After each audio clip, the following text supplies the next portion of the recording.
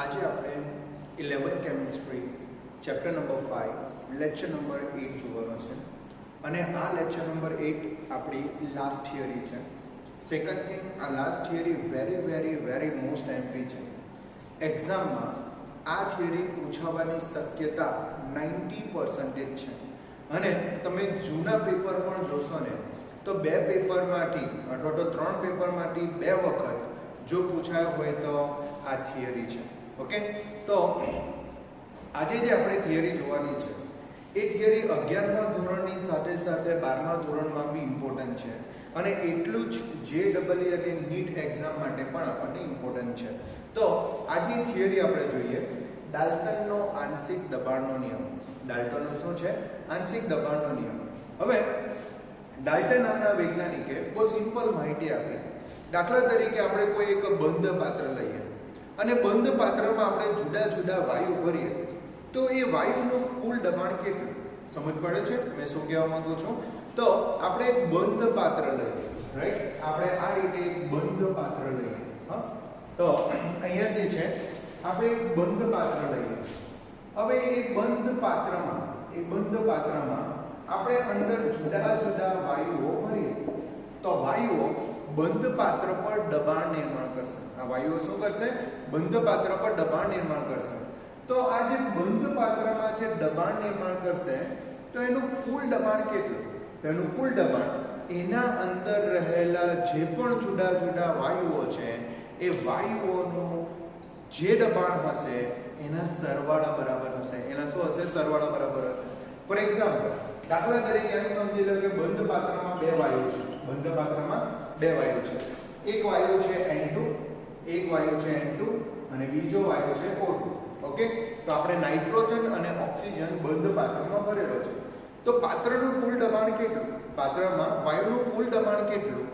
તો નાઇટ્રોજન અને ઓક્સિજનના આંશિક દબાણના સરવાળા જેટલું હોય છે.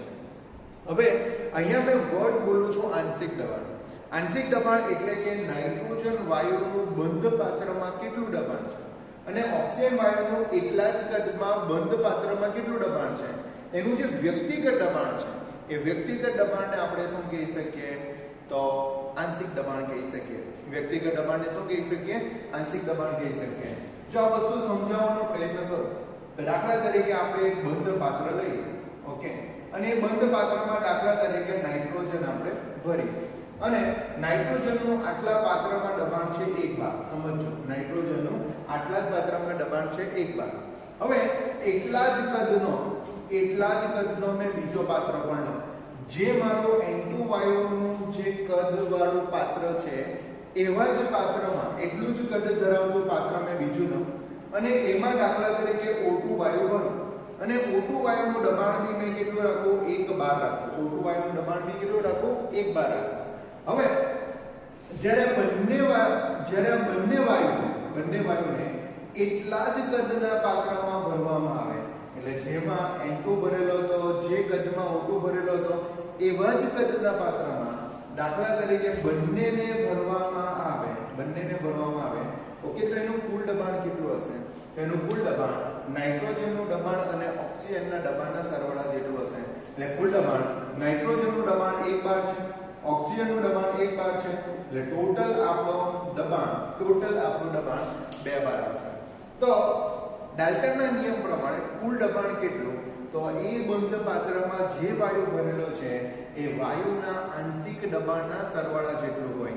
અને આંશિક દબાણની વાત કરીએ તો એ વાયુને એ પાત્રમાં જ્યારે ભરેલું હશે ત્યારે એનું વ્યક્તિગત દબાણ, દાખલા તરીકે N2 અને O2 નું કુલ દબાણ અહીંયા મળે પણ એનું આંશિક દબાણ ક્યારે મળશે? તો એટલા જ કદના પાત્રમાં આપણે N2 ને ભરીએ, એટલા જ કદના પાત્રમાં આપણે O2 ભરીએ તો N2 નું જે 1 બાર દબાણ છે એનું વ્યક્તિગત દબાણ છે, O2 નું 1 બાર દબાણ છે એનું વ્યક્તિગત દબાણ છે અને બંનેને એટલા જ કદના પાત્રમાં ફરી પાછું આપણે ભરવામાં આવે તો કુલ દબાણ કેટલું? તો બંનેનું જે વ્યક્તિગત દબાણ છે એના સરવાળા જેટલું હોય છે.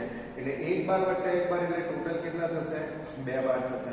તો મારા પ્રમાણે તમને ડાલ્ટનનો આંશિક દબાણનો નિયમ ખબર પડી જવો જોઈએ. તો ડાલ્ટનના આંશિક દબાણના નિયમની વાત કરીએ ડાલ્ટનના આંશિક દબાણના નિયમ ઉપર આપણે જઈએ તો આપણે એવું કહી શકીએ કે આ નિયમ જ્હોન ડાલ્ટને સૂત્રિત કરેલો છે, એટલે કે જ્હોન ડાલ્ટન નામના વૈજ્ઞાનિકે આપ્યો છે. ઓકે, હવે આ નિયમની વાત કરીએ તો પહેલી વસ્તુ એ કે પારસ્પરિક ક્રિયા ન કરતા હોય તેવા વાયુઓ, પારસ્પરિક ક્રિયા ન કરતા હોય એટલે કે એકબીજા સાથે જોડાતા ન હોય એવા વાયુઓ.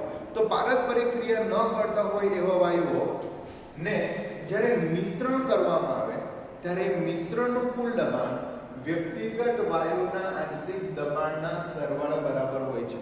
તો મારા પ્રમાણે આ વસ્તુ તો ખબર જ છે કે વાયુનું કુલ દબાણ જે છે એના વ્યક્તિગત દબાણના શું છે સરવાળા જેટલું છે. પણ જરા ધ્યાન રાખજો, આમાં શું લખેલું છે ખબર? પારસ્પરિક ક્રિયા ન કરતા હોય તેવા, મતલબ કે એકબીજા સાથે જોડાતા ન હોય એવા વાયુઓ જ્યારે મિશ્ર થશે ત્યારે એનું કુલ દબાણ વ્યક્તિગત દબાણના શું હોય છે સરવાળા જેટલું હોય છે. હવે વાયુઓના મિશ્રણમાં દરેક વાયુઓ વડે ક્રિયાશીલ થયેલું દબાણને આપણે એનું આંશિક દબાણ કહેવામાં આવે છે. તો જે તે વાયુનું વ્યક્તિગત દબાણ છે એ વ્યક્તિગત દબાણને આપણે શું કહેશું? એનું આંશિક દબાણ કહેશું. તો વાયુ મિશ્રણમાં દરેક વાયુ વડે જે ક્રિયાશીલ છે દબાણ, એટલે કે પોતાનું જે વ્યક્તિગત દબાણ છે એને એઝ આપણે આંશિક દબાણ કહેશું. ધારો કે આપણે કોઈ એક એક્ઝામ્પલ લઈએ, દાખલા તરીકે આપણે એક બંધ પાત્ર લઈએ.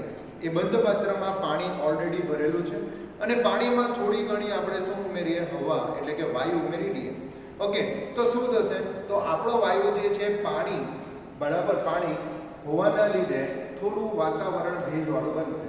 મતલબ કે મારો કહેવાનો રીઝન એ છે કે દાખલા તરીકે આપણું બંધ પાત્ર છે, આ બંધ પાત્રના અંદર દાખલા તરીકે એમ સમજી લો પાણી છે. હવે મેં એમાં વાયુ ભરું છું, બરાબર? મેં એમાં શું કરું છું? વાયુ ભરું છું. હવે વાયુ ભરતા શું થશે?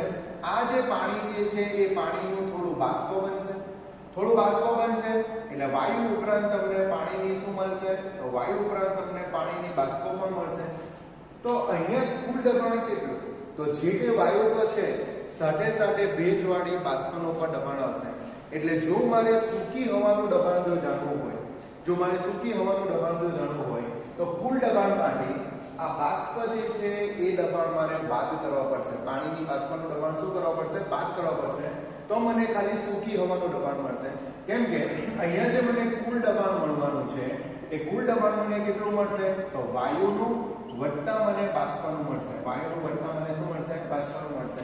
તો ફક્ત મને શુષ્ક વાયુનું જોઈતું હોય તો આ જે બાષ્પ છે પાણીની બાષ્પ એ મારે કુલ દબાણમાંથી શું કરવા પડશે? બાદ કરવા પડશે. તો મને વાયુનું શું મળશે? સૂકી વાયુનું મને દબાણ મળશે. અને ધ્યાન રાખજો, આ જે બાષ્પ દબાણ છે ને એને આપણે જલીય તાણ પણ કહેવાય. ગુજરાતીમાં આપણે શું કહી શકીએ? જલીય તાણ પણ કહી શકીએ. કેમ કે બાષ્પ જે છે એ બંધ પાત્રમાં જે દબાણ નિર્માણ કરે છે એને જલીય તાણ પણ કહેવાય છે. એટલે આપણે અહીંયા P બાષ્પની જગ્યાએ જલીય તાણ લખી શકીએ છીએ. ઓકે, તો મારા પ્રમાણે આ કોન્સેપ્ટ ક્લિયર થવો જોઈએ. સામાન્ય રીતે વાયુઓ પાણી પર એકતા કરવામાં આવે ત્યારે સૂકી વાયુનું દબાણ પાણીની બાષ્પ ધરાવતા ભેજવાળા વાયુના દબાણમાંથી પાણીની બાષ્પનું દબાણ શું કરવામાં આવે છે? બાદ કરવામાં આવે છે. એટલે જો મારે શુષ્ક વાયુનું દબાણ જો જાણવું હોય તો કુલ દબાણમાંથી પાણીની બાષ્પનું દબાણ શું કરવામાં આવે છે? બાદ કરવામાં આવે તો મને શુષ્ક વાયુનું શું મળી શકે? દબાણ મળી શકે છે. હવે એ પણ ધ્યાન રાખજો, સંતૃપ્ત પાણીની બાષ્પ દ્વારા ક્રિયાશીલ થતા દબાણને, એટલે કે બાષ્પ વડે જે ક્રિયાશીલ થતું જે દબાણ છે એને જલીય તાણ પણ કહેવામાં આવે છે. શું કહેવામાં આવે? જલીય તાણ પણ કહેવામાં આવે છે. એટલે અહીંયા જે મેં પેલું P પાણીની બાષ્પ લખેલું છે તો પાણીની બાષ્પની જગ્યાએ શું લખાશે? જલીય તાણ બી લખાશે. એટલે P શુષ્ક વાયુ બરાબર P માઈનસ જલીય તાણ થશે. તો મારા પ્રમાણે તમને ડાલ્ટનનો આંશિક દબાણનો નિયમ ખબર પડી જવો જોઈએ કે એકબીજા સાથે પ્રક્રિયા ન કરતા હોય, એટલે કે પારસ્પરિક ક્રિયા ન કરતા હોય એવા વાયુઓનું કુલ દબાણ કેટલું હશે? તો એના વ્યક્તિગત દબાણના સરવાળા જેટલું હોય છે. ઓકે, વધારેમાં વધારે આપણે એવું કહી શકીએ કે દાખલા તરીકે કોઈ બંધ પાત્ર લઈએ, એમાં વાયુ ભરીએ તો અહીંયા જે તમારું પાત્ર જે છે એ પાત્રમાં વાયુનું તો દબાણ આવશે પણ બાષ્પનું પણ દબાણ આવશે. એટલે ફક્ત તમને શુષ્ક વાયુનું દબાણ જો જોતું હશે તો તમારે કુલ દબાણમાંથી બાષ્પનું દબાણ શું કરવા પડશે? બાદ કરવા પડશે. તો તમને શું મળશે? શુષ્ક વાયુનું દબાણ તમને મળશે. ચાલો, જો આટલું ખબર પડે તો હવે આ જે તમારું શું છે તો કુલ દબાણ માટેનું જે આંશિક દબાણનો નિયમ જે છે એ આપણે મૂળ અંશના સ્વરૂપમાં મેળવવાનો પ્રયત્ન કરીએ. જો એક્ઝામમાં જો 3 માર્ક્સ માટે પૂછાશે તો આ તમારે ગણતરી કરવાની રહેશે કે મૂળ અંશના પર્યાયમાં આંશિક દબાણ ગણો. હવે મૂળ અંશના પર્યાયમાં આંશિક દબાણ ગણવા માટે આપણે કોઈ ટી તાપમાને 3 વાયુ લેવાના છે. ટી તાપમાને બંધ પાત્રમાં 3 વાયુ લેવાના છે અને એનું કદ કેટલું છે? V. હવે આ 3 વાયુ છે એના વ્યક્તિગત દબાણ અથવા તો આંશિક દબાણ P1, P2 અને P3 છે. તો કુલ દબાણ કેટલું? તો કુલ દબાણ જે છે એના વ્યક્તિગત દબાણના સરવાળા જેટલું હોય છે. એટલે કુલ દબાણ બરાબર શું થશે? P1 P2 P3. હવે આદર્શ વાયુનું સમીકરણ તો તમને ખબર હશે. આદર્શ વાયુનું સમીકરણ છે PV nRT અને મને તો દબાણ જોઈએ છે એટલે મેં દબાણને સૂત્ર કરતા બનાવ તો V છેદમાં જશે તો nRT બાય શું થશે? V થશે. ઓકે, તો P બરાબર સમીકરણ છે nRT બાય V. હવે જે P1 સમીકરણ છે P1 છે તો P1 ની જગ્યાએ આપણે શું લખી શકીએ? N1RT by V. જરા ધ્યાન રાખજો, બંને બરાબર કોઈ બી વાયુ માટે તાપમાન T છે અને કદ શું છે? V છે. એટલે તાપમાન અને કદ તો બદલાશે ને. આ વાયુ અચળાંક છે એ પણ નહીં બદલાય તો એના મોલ બદલાઈ શકે કેમ કે વાયુ અલગ અલગ સંખ્યામાં હશે. વાયુ અલગ અલગ સંખ્યામાં હશે તો મોલ અલગ અલગ હશે. તો આપણે કહી શકીએ P1 માટે શું લખી શકીએ? N1RT by V. ચાલો, તે રીતે P2 માટે શું લખી શકીએ? N2RT બાય V અને P3 માટે શું લખી શકીએ? N3RT by V. આ બધામાંથી કોઈ કોમન નીકળી શકતું હોય તો RT બાય V કોમન નીકળી શકે. તો રે શું થશે? N1 N2 N3. તો રે થશે N1 N2 N3. તો P કુલ બરાબર થઈ ગયું N1 N2 N3 ગુણ્યા RT ના છેદમાં V થયું. હવે આ સમીકરણને મારે આંશિક દબાણ સાથે જો સંબંધ દર્શાવવો હોય તો મેં શું કરીશ ખબર? P1 ભાગ્યા P કુલ કરું. શું કરું? P1 ભાગ્યા P કુલ કરું. હવે P એટલે nRT બાય V. તો P1 એટલે શું છે? N1RT બાય V છે. તો P1 ની જગ્યાએ જરા સમજો, P1 ની જગ્યાએ N1RT બાય V લખું. P કુલ ની જગ્યાએ N1 N2 N3 RT by V લખું. તો બંનેમાં RT બાય V તો છે જ.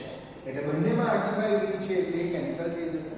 કેન્સલ થઈ જશે તો P1 ભાગ્યા P કુલ બરાબર શું આવશે? N1 ના છેદમાં N1 N2 N3. N1 ના છેદમાં શું આવશે? N1 N2 N3. જે N1 જે છે એ વાયુના મોલ છે ના છેદમાં N1 N2 N3 વાયુના કુલ મોલ છે. મને કોઈ કહેશો વાયુના મોલના છેદમાં વાયુના કુલ મોલ શું આપે? તો T વાયુના મોલ અંશ આપે. T વાયુના શું આપે? મોલ અંશ આપે. સપોઝ વાયુ એકના મોલના છેદમાં કુલ મોલ હશે તો વાયુ એકના મોલ અંશ આપે. તો વાયુના મોલના છેદમાં જો કુલ મોલ હશે તો એ તમને મોલ અંશ આપશે. તો P1 ના છેદમાં P કુલ બરાબર શું થઈ જશે? x1. જ્યાં x1 જે છે વાયુ એકના શું છે? મોલ અંશ છે. P કુલ ને સામે ગુણી નાખીએ તો P1 ઇક્વલ ટુ શું આવશે? P કુલ ઇન્ટુ શું થશે? x1 થશે. P1 બરાબર શું થશે? P કુલ ઇન્ટુ x1 થશે. આ જ રીતે બીજા વાયુ માટે શોધવાનું હોય તો P2 બરાબર શું થશે? P કુલ ઇન્ટુ x2 થશે. અને એ જ રીતે ત્રીજા વાયુ માટે શોધવાનું હશે તો P કુલ ઇન્ટુ શું થશે? x8 થશે. પરિણામે આ સમીકરણ પરથી આપણે એવું કહી શકીએ કોઈ પણ વાયુનું વ્યક્તિગત દબાણ જે છે એના કુલ દબાણ સાથે એનો મોલ અંશ જો ગુણવામાં આવે તો તે વાયુનું વ્યક્તિગત દબાણ મળી શકે. શું કહેવા માંગુ? કોઈ પણ વાયુનું વ્યક્તિગત દબાણ કેટલું? તો એના કુલ દબાણ સાથે એના મોલ અંશને જો ગુણવામાં આવે તો તે વાયુનું વ્યક્તિગત દબાણ મળી શકે. અને એ જ રીતે આપણને બીજા વાયુનું પણ મળી શકે. જેટલા પણ વાયુ છે એ વાયુનું બધાનું મળી શકે છે. લાસ્ટલી આપણે કહી શકીએ કે જો વાયુનું કુલ દબાણ જાણતા હોઈએ તો તે વાયુનું વ્યક્તિગત દબાણ મેળવી શકીએ છીએ. જો વાયુનું કુલ દબાણ જાણતા હોઈએ તો આપણે વાયુનું વ્યક્તિગત દબાણ માપી શકીએ છીએ. તો મારા પ્રમાણે આટલી વસ્તુ તમને ખબર પડવી જોઈએ. અને આ એક્ઝામમાં જે છે 3 માર્ક્સ અથવા તો 4 માર્ક્સ માટે પૂછાઈ શકે અને વેરી મોસ્ટ એમપી થિયરી છે. સો મારા પ્રમાણે તમને આટલું ખબર પડવી જોઈએ. જો ન ખબર પડે તો તમે મને ફોન કરીને પૂછી શકો છો. I will explain you. Thank you very much. By.